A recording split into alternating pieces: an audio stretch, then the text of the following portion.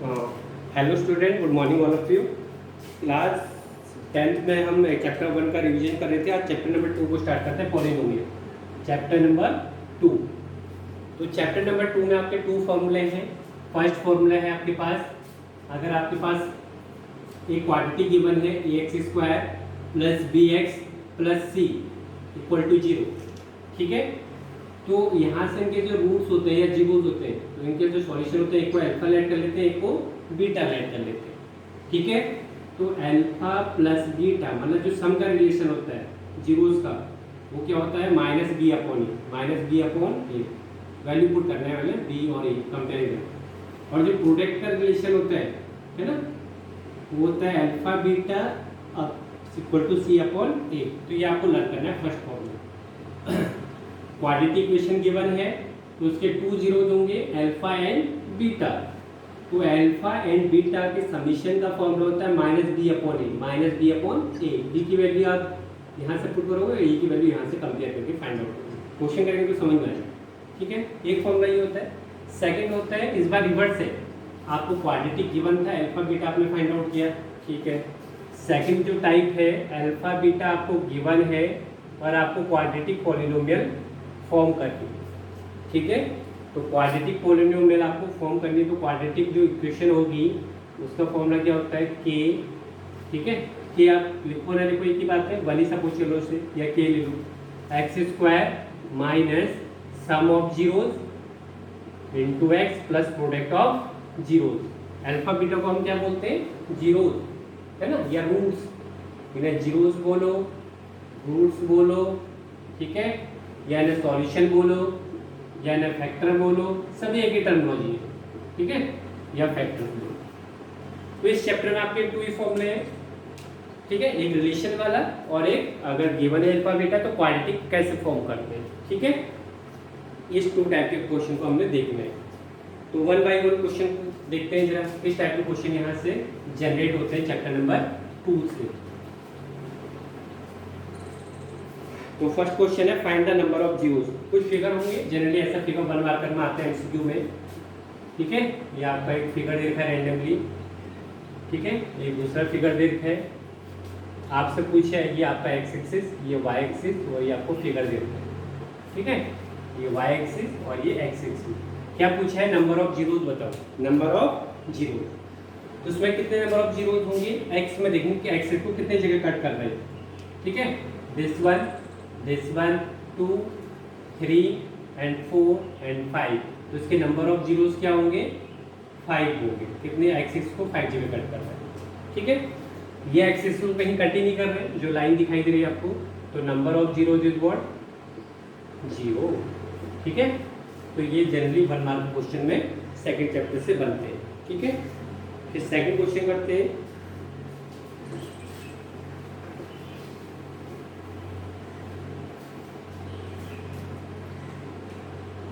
Second question है आपका, find the zeros of given polynomial, है ना, इसका जीरोस बताना है। px equal to 9x² plus 12x, 9x² plus 12x plus 4 plus का 4। इसके जीरोस बताने मतलब इसे सॉल्व करना है। तो इसके कितने जीरोस होंगे, डिग्री कितनी है इसकी, 2, डिग्री कितनी है 2, तो इसके कितने जीरोस होंगे 2, ठीक है, जिन्हें हम जनरली अल्फा बीटा नेम से कंसीडर करते हैं। अल्फा बीटा आपको फाइंड आउट करना है, अल्फा बीटा आपको क्या करना है, फाइंड आउट करना है। तो ये क्वाड्रेटिक इक्वेशन है, चैप्टर है चैप्टर नंबर 4, क्वाड्रेटिक को सॉल्व करना आता है आपको। फर्स्ट मेथड है आपका स्प्लिट द मिडिल टर्म या factorisation method. Split the middle term, split the middle term. तो कैसे करते हैं split the middle term, corner product देखो, कॉर्नर प्रोडक्ट कितना आ रहा है, 9 4 या 36, कॉर्नर प्रोडक्ट कितना आ रहा है 36। तो 36 कैसे वैसे पॉसिबल है, 12 3 जा या कितना 18 2 जा, है ना, 4 9 जा, 4 9 जा 36 होते हैं। और कहाँ आते हैं 36, 9 के टेबल में भी आता है ना, 9 into 4 एक ही बात है, 4 into 9।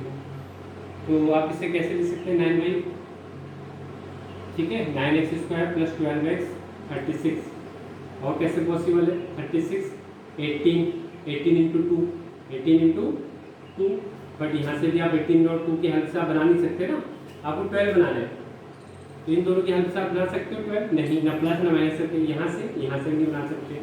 और कैसे आता है 12 3 जा, यहाँ से भी नहीं बना सकते 36, और कहाँ पर आता है 6 6 जा 6 इंटू 6, तो इनकी हेल्प से आप बना सकते हो 12, बना सकते हैं 6 प्लस 6 करके। 36 हमने देखी कहाँ पे ये किस किस टेबल में आते हैं, 4 9 है, इन दोनों की हेल्प से या तो आप क्या बना सकते हैं, यहाँ से 13 बना सकते हैं 9 प्लस 4, या आप इसे 5 बना सकते हैं, जबकि आपको बनाना है 12, तो ये तो आएगा नहीं, ठीक है। अब 18 इंटू टू 18 2 या 36, इन दोनों की हेल्प से या तो आप 20 बना सकते हो या 16 बना सकते हो। अब देखो ये 6 इंटू 6, या तो इनकी हेल्प से आप 12 बना सकते हो या 0 बना सकते हो, तो ये आपको ये वाला सेलेक्ट हो गया, ठीक है। तो करो जरा, तो ये हो गया आपका 9x² प्लस 12 को मैं क्या लिख सकता हूँ 6 प्लस 6 प्लस 6, इनका मल्टीप्लाई 36 आ रहा है, नहीं आ रहा है, ठीक है, प्लस का 4, तो ये हो गया 9x² plus 6x plus 6x plus 4, ठीक है, और तो 0 ले लो क्योंकि फैक्टर फाइंड आउट करो। तो इन दोनों में क्या कॉमन आ रहा है 3x, देखो 9 इंटू 9 3 आ रहा है, इसमें भी 2 इंटू 3 3 कॉमन आ रहा है, तो 3x कॉमन आ गया, ये 3 रह गया यहाँ पे, ठीक है। इस 9 को मैं क्या सपोज कर सकता हूँ 3 इंटू 3 सपोज कर सकता हूँ 3 इंटू 3, और इससे मैं क्या लिख सकता हूँ 2 इंटू 3, तो दोनों में 3 3 कॉमन दिखाई दे रहा है, ठीक है, और x भी कॉमन दिखाई दे रहा है, ठीक है। तो यहाँ क्या बचा 3x और यहाँ बचा आपका 2, ठीक है। इन दोनों में क्या कॉमन है 2 कॉमन है, क्या कॉमन है 2, तो ये बचेगा 3x प्लस 2, जो आपका इनसाइड द ब्रैकेट वाली क्वांटिटी है वो सेम होना चाहिए, अगर सेम है तो आप सही जा रहे हो, ठीक है। दूसरा आप लिखोगे 3x प्लस 2, 1 टाइम्स लिखा ब्रैकेट वाली क्वांटिटी को, और रिमेनिंग आपका हो गया 3x प्लस 2, ठीक है। एक बार आप इसे 0 के इक्वल लिखोगे, ठीक है, एक बार आप इसे 0 के इक्वल लिखोगे तो x की वैल्यू आ जाएगी -2/3, एक बार आप इसे 0 के इक्वल लिखोगे तो x की वैल्यू आ जाएगी -2/3, ठीक है। तो 2 पॉसिबल आंसर हो गए, 2 पॉसिबल आंसर क्यों हो गए, क्योंकि ये क्या है डिग्री 2 का है, डिग्री 2 का है। इसी का सेकंड मेथड क्वाड्रेटिक फॉर्मूला है, जो कि आपको दोनों मेथड आने चाहिए एटलीस्ट, ठीक है, क्योंकि ये बार बार आपको रिपीट होंगे, है ना, ठीक है। तो सेकंड आपका है क्वाड्रेटिक फॉर्मूला, क्या है क्वाड्रेटिक फॉर्मूला, क्या होता है क्वाड्रेटिक फॉर्मूला, क्वाड्रेटिक फॉर्मूला, ठीक है। अगर आपको समझ में नहीं आ रहा है तो आप इसके थ्रू भी कर सकते हैं। तो क्वाड्रेटिक फॉर्मूला क्या होता है, x इक्वल टू एक्स का इक्वेशन है ना, तो x लिखेंगे, t की फॉर्म में होगा तो t लिखेंगे यहाँ पे, y की फॉर्म में होगा तो y लिखेंगे। तो x का फॉर्मूला होता है -b plus minus under root b square minus 4ac upon 2a। अब ये है क्या ABC, कंपेयर करो स्टैंडर्ड इक्वेशन को, ठीक है।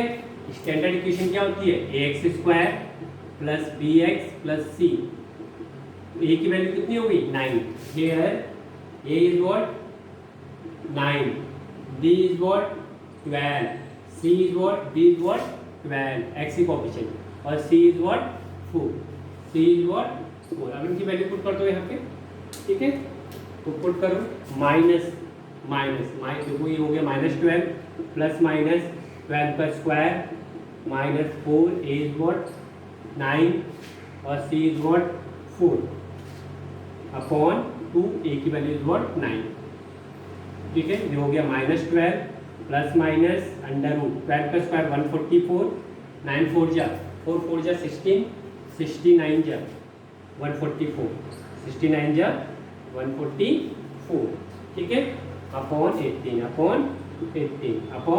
18। तो ये तो 0 हो गया है ना, एक बार टेकिंग पॉजिटिव साइन, एक बार टेकिंग नेगेटिव साइन, तो ये हो गया -12, ठीक है, -12 प्लस माइनस 0, तो ओनली प्लस ले लें, ठीक है, कोई फर्क नहीं पड़ेगा, और अपॉन 18, तो ये हो गया -12 अपॉन 18 इज व्हाट 6 से वो करो या 2 से करो सिंप्लीफाई, -2/2, इस बार पॉजिटिव साइन दो, नेगेटिव साइन, इस बार नेगेटिव साइन दिया, -12 -0 अपॉन 18, तो ये हो गया -12/18 माइनस का 2/3, तो सेम आंसर रहेगा, है ना। तो जो उस वाले मेथड से है वही आपका सेम वही आंसर आ रहा है, चाहे आप इस मेथड के थ्रू करो, अगर आपको फैक्टर करने में दिक्कत हो रहा है सुने ना, तो आप इस वाले मेथड को प्रेफर करो, ठीक है। तो ये एक वाला मेथड जो एटलीस्ट आपको आना चाहिए। फिर थर्ड क्वेश्चन है आपका डिग्री बताने,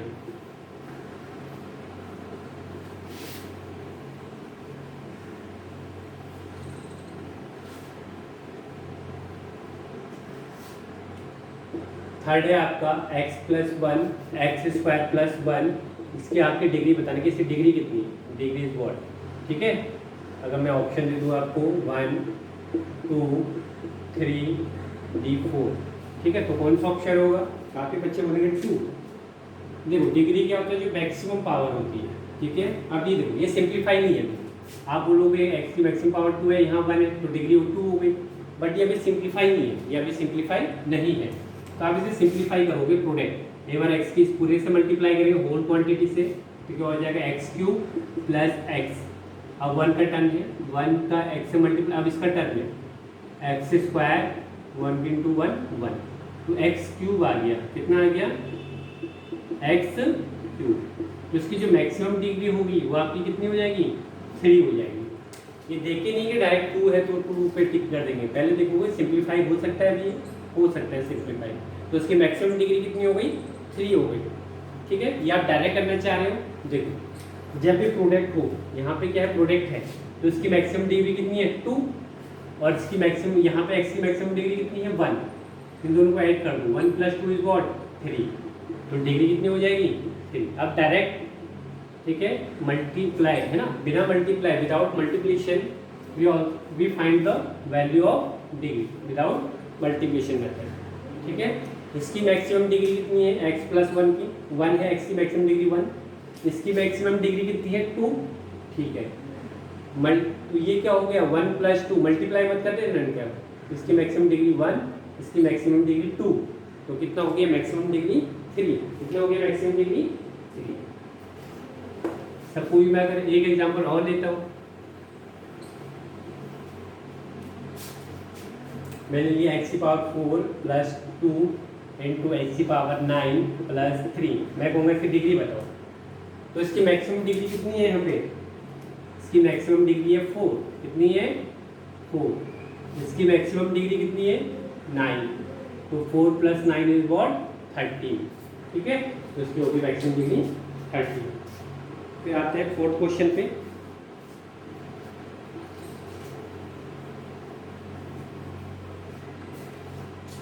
तो फोर्थ क्वेश्चन आपको पॉलिनोमियल गिवन है x² + x + 1, x² x + 1, ठीक है। तो आपको बताना है 1/α + 1/β की वैल्यू, फर्स्ट पार्ट है।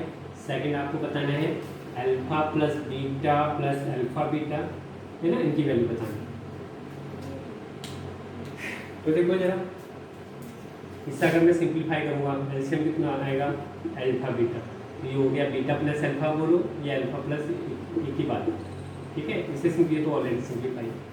तो यहाँ से बताओ जरा, कंपेरिजन करो स्टैंडर्ड इक्वेशन से, x² + bx + c, a की वैल्यू कितनी हो गई 1, a की वैल्यू 1, b की वैल्यू भी कितनी हो गई 1, और c की वैल्यू भी कितनी हो गई 1। तो सबसे पहले आपका क्या होना चाहिए, a b c की वैल्यू फाइंड आउट करना। तो आपने रिलेशन पढ़ा है ना, अल्फा प्लस बीटा क्या होता है -b/a, -b/a, तो -b बताओ कितना है -1 और a की वैल्यू 1, तो इसका आंसर आ गया -1, ठीक है। अगर मैं प्रोडक्ट की बात करूँ तो alpha beta product of zero क्या होता है c/a के इक्वल, किसके इक्वल होता है c/a, तो c is what 1, a is what 1, तो आंसर हो गया 1। अब इनकी वैल्यू पुट कर दो यहाँ पे जो आपसे क्वेश्चन पूछा, ठीक है। तो यहाँ पे हो गया बीटा प्लस अल्फा की वैल्यू -1 और इसकी वैल्यू हो गई अल्फा बीटा की 1, तो आंसर क्या हो गया हमारा -1, ठीक है। अब यहाँ वैल्यू पूरा अल्फा प्लस बीटा की वैल्यू कितनी है -1, अल्फा बीटा की वैल्यू कितनी है 1, तो इसका आंसर कितना हो गया आपके पास 0, ठीक है। तो इस टाइप की जनरली 1 या 2 मार्क के क्वेश्चन में पूछे जाते हैं, तो ये रिलेशन आपको पता होना चाहिए, ठीक है। नेक्स्ट क्वेश्चन करते हैं, फिफ्थ क्वेश्चन, ठीक है, काफ़ी बार एग्जाम आया हुआ है।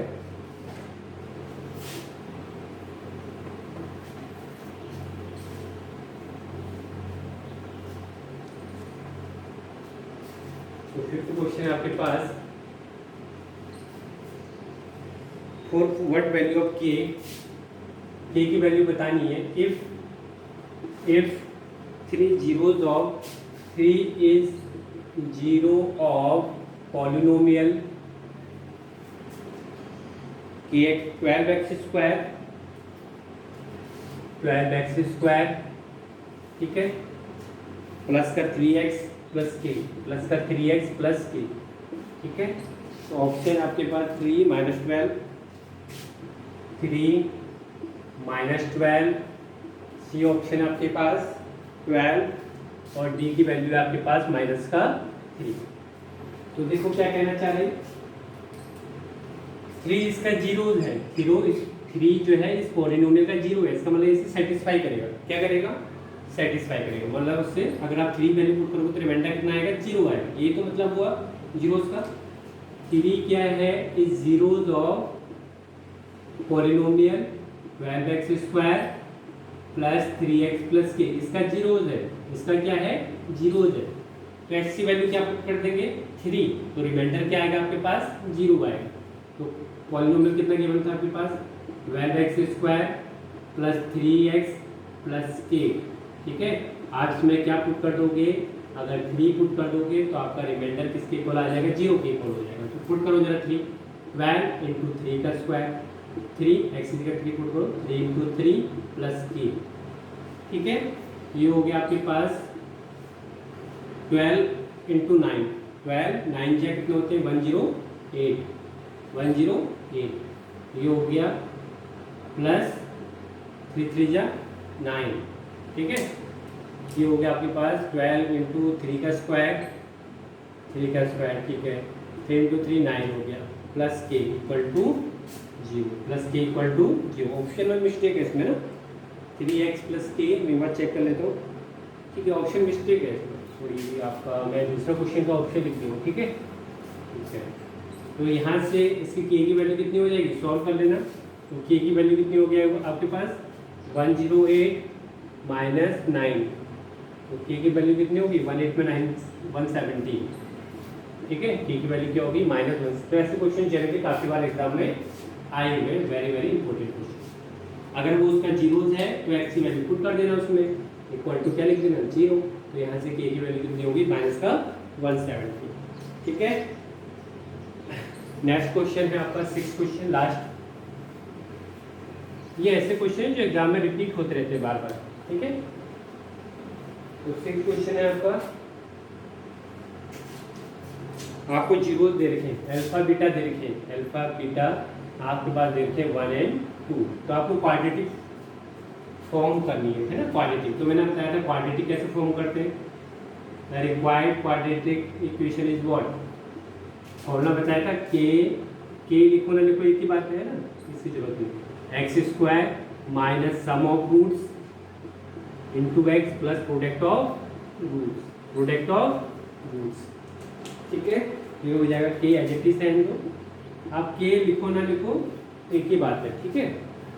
बार बार रिपीट करो। x² alpha is what? 1, beta is what? 2, x और 1 इंटू 2। तो क्या हो गया क्वाड्रेटिक इक्वेशन आपके पास?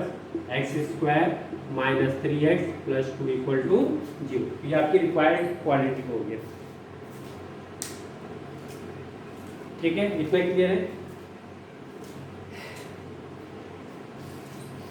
हाँ, फिर से जो 7 क्वेश्चन करते हैं एक और क्वेश्चन कर लेते हैं, ठीक है।